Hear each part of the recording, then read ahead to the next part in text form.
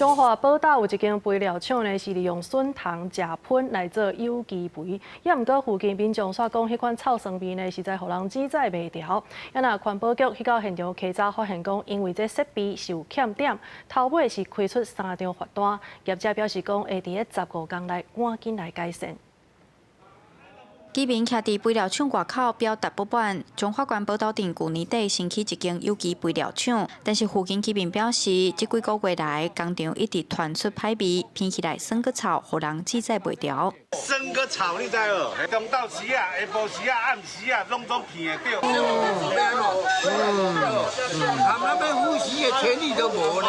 我进前就3个月前，我就有咧甲伊接触。 啊！你拢直直拖，直直讲，啊拖到即卖还阁无一个解决。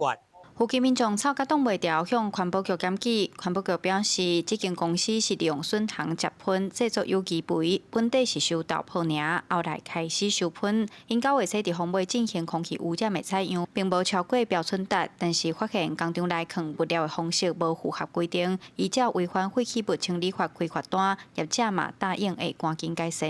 也有投资一些喷雾啊，一些相关的还有喷菌这些事情。如果是真的。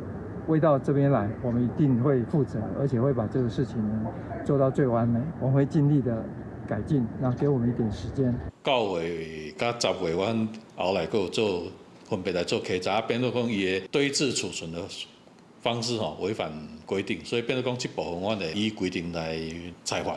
环保局指出，目前已经依照违反废弃物清理法开出3张罚单，也会继续追踪这案。附近居民是讲，臭味已经严重影响到因的生活品质，除非工厂解决歹味的问题，若无会抗议到底，要求工厂爱刷走。记者杨淑成综合报道。